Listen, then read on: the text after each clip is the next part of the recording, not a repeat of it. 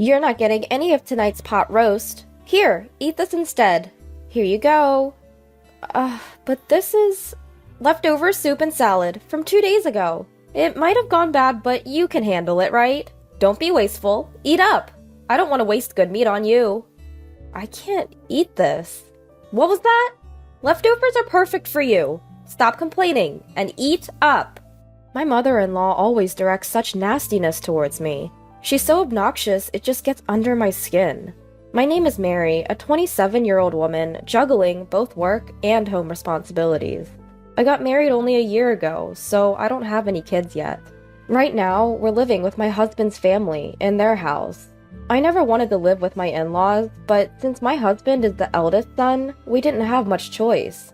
I thought it was ridiculous to live with my in-laws in this day and age, but both my husband and my mother-in-law hold on to old-fashioned values. Moreover, my father-in-law is no longer with us, and my husband expressed his concern for his mother. I have no idea what he's worried about. She's still so full of life. My brother-in-law is single and working overseas, so I guess that's just how it has to be. But I still hate it. Now, even my husband has started being mean to me, following in his mother's footsteps. He never said anything mean before we got married, but his attitude changed drastically. I feel deceived. He's always acting superior, and he always yells at me. It gives me a headache. Hey you! Why is my shirt so wrinkled? Huh? Is it wrinkled? Yeah, I'll be embarrassed at work like this. Can't you even iron properly? Why can't you do something so simple? No, I did iron it. Your properly is not proper at all. Realize that. What a useless wife you are. That's so mean. You don't have to say it like that. Are you talking back to me? Your face is as wrinkled as this shirt. And you're annoying. Seriously, you look older than you are. It's a turnoff. Oh, really? Before we got married, he used to call me adorable. He treated me like a princess. But now, he insults my appearance and laughs about it. I don't understand why he would say such a thing. I'm not wrinkled or anything. It crossed my mind that he's actually balding for his age. I even found myself wishing that he would go completely bald one day. Our marriage is still pretty new, but I'm concerned about the future. Sometimes the word divorce even flashes through my mind. I was exhausted every day, and once I finished the housework after getting home from work, I felt like I was about to collapse. But my mother-in-law never helped with the chores. She seems to spend her whole day blankly watching TV. There were crumbs from snacks on the floor in front of the TV, and a lot of them. I had to clean them up, and I wish she would at least use a plate. Then, after dinner one day, my mother-in-law started to speak. Hey, let's all go to a spa resort when the new year comes. Oh, that sounds great.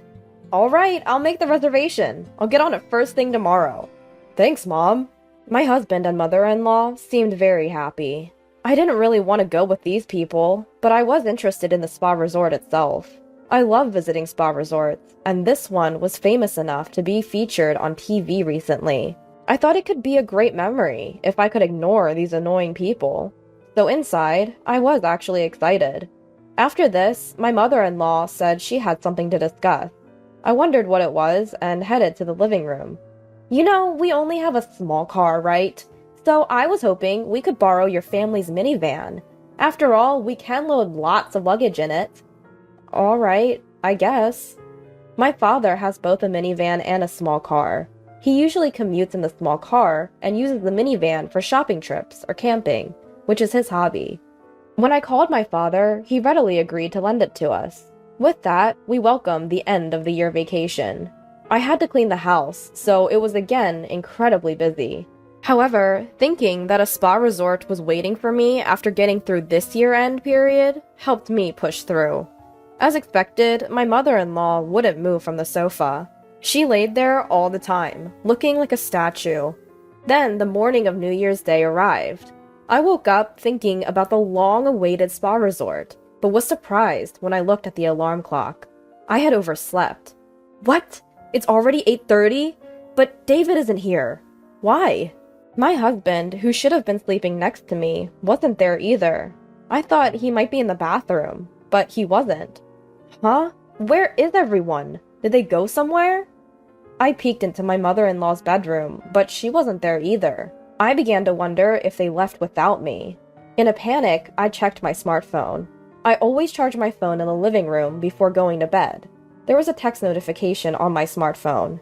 It was from my mother-in-law. "We're going to have fun! We never booked a place for you. You can spend a lonely New Year. It's okay if the bride doesn't come." So my mother-in-law never intended to take me with them from the start. And she planned to enjoy it with my husband. I was really sad. At the same time, I was also very angry. It's terrible to deliberately stop my alarm clock to make me oversleep. And I suspect the reason she made me drink a lot of alcohol the night before was to make me pass out. I regretted drinking that much. Although it's a relief that she didn't drug me, I was irritated about her pushing drinks on me. Well, there's nothing I can do, even if I get angry. So I decided to enjoy myself alone, at home.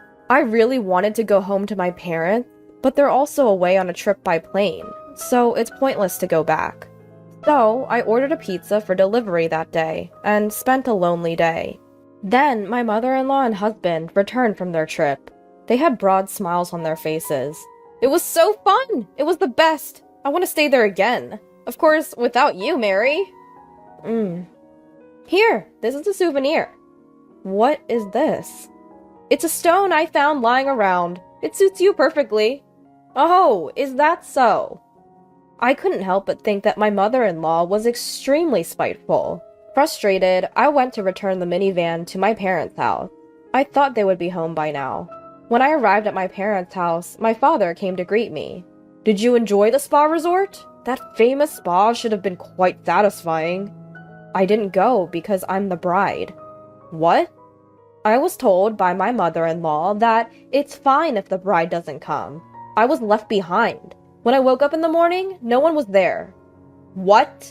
After that, my father started to do something. Then, he had me sit in the passenger seat of the minivan and started driving. The car was headed back to my in-laws' house. When I glanced at my father's face as he drove, he seemed to be angry. Well, any father would get angry if their daughter was treated that way. But I was taken aback because I had never seen such a look on my usually calm father's face. Then my father stormed into my in-laws' house with something in his hand. My mother-in-law came out. "Oh, hello, and Happy New Year! Sorry for borrowing your minivan." "Happy New Year. Speaking of which, you left our daughter behind, didn't you?" "No. Mary said she had a fever and couldn't go, so we had to leave her behind reluctantly. I even offered to take care of her." My mother-in-law was lying through her teeth, with a smirk on her face. She definitely never said anything like that, and I wasn't even sick with a cold. I wondered how she could tell such an obvious lie. I thought something must be wrong with her brain. "Oh, really?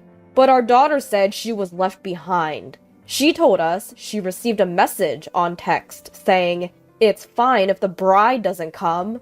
Did I say that? I don't remember." "You did. Look at this text." I showed her the text messages. However, she still insisted she was innocent. I was surprised at how thick-skinned she was to still deny it, even cornered this far. In a sense, it was admirable. "You're still saying that, huh? You're truly a sad person. Oh, by the way, can I charge you for the cleaning of the car interior?" "What? Why?" "Because you dirtied it. With a married man, nonetheless. What a filthy and disgusting scene."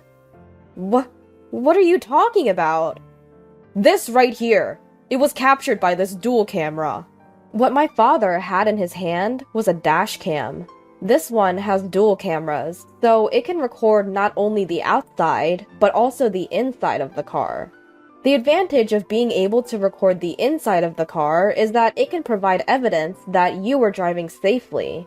My mother-in-law doesn't know much about car supplies or cars in general, so there's a chance she didn't realize this was a dual camera. But what was she doing with a married man in the first place? I regretted watching the footage that my father played back. After all, there were images of my mother-in-law in an indecent posture and an unknown man. Even though my father-in-law is no longer in this world, it's insane to do such a thing with a married man. And what on earth was she doing in our family car? This was on the exact day you borrowed the car. Ugh, how disgusting. Wait! This doesn't mean we were doing anything dirty. It's not something perverted. My mother-in-law was in a panic, fumbling and stammering on the spot. Tears welled up in her eyes. She was on the brink of crying. I found myself curious and somewhat amused about when she would finally break down. Maybe I'm being cruel, but after all the time she tormented me, she deserves this much. I couldn't be sympathetic or kind to someone like her. Then she began making pathetic excuses. Her reasoning was all over the place. It was clear she was flustered. Yet, she was desperate to defend herself. Suddenly, my father pulled another item from his pocket. It was a photograph. The picture showed my mother-in-law and the man from the video engaged, in a sordid act in broad daylight. It was unthinkable. The background of the picture suggested it took place somewhere secluded, but the audacity to do this in the daytime was still shocking. You wouldn't have seen these if you hadn't been mean to my dear Mary. Why do you have that picture? Because I'm a detective, remember? Oh. Do you recall now? Look, I've been telling you this all along, haven't I? My father is a detective, which explains why he had such a photograph. Coincidentally, the wife of the married man in the picture had hired him for an infidelity investigation. It turns out the wife of this man hired me to investigate her husband's affair. I was surprised to discover you were the other woman. I was going to inform her next week, but I didn't expect to show you this so soon. Huh. No, I'm innocent. I was just forced into an unpleasant situation. I am not at fault. Please, don't tell his wife. It was against your will, was it? You seem to be enjoying yourself. We also have video footage of you whispering sweet words to the man. Do you want to see it? I'm sorry. My mother-in-law collapsed to her knees and burst into tears. I watched her in a pitiful state, with a cold glare. Sensing the unusual situation, my husband arrived. I had run out of patience with him too, and I proposed a divorce. I've had enough. I want to end this. Let's get divorced. What? I'll go crazy if I stay in this horrible family any longer, so I'm leaving. Hold on. What will happen to our living expenses if you leave? Huh? I was fired a while ago. My husband dropped a bombshell. Apparently, he had been fired at the end of the year. I was taken aback as he had not told me this. Despite knowing his job was terminated, he had still decided to go on a spa resort trip. He was a complete fool. I felt I had no choice but to divorce him. I took off my wedding ring and left it there. My husband desperately tried to stop me. Wait, can't you forgive me for not taking you on the spa resort trip? It's not just about the trip. I don't want to be with you or your mother anymore. If you want to live with your mother that much, then go ahead, you mama's boy. Please wait. Don't go. I got a lawyer and proceeded with the divorce. My ex-husband seems to be having trouble managing his living expenses now that I'm gone. I thought he should find a new job quickly, but having been fired from his last job for theft, he'll probably struggle to find a new one. His previous company had fired him because he had been caught stealing. Apparently, they decided they couldn't trust him and didn't need someone like that.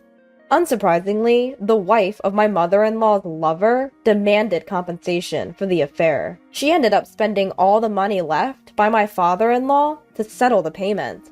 I haven't seen my ex-husband or ex-mother-in-law since, but I imagine they're probably living a hard life. It doesn't matter to me anymore. Currently, I'm living alone and enjoying my work. I made the right decision not to have a child with my ex-husband. Now, I am enjoying a peaceful life and would be happy if I found a new love. If such an opportunity arises, I plan to make sure to choose wisely.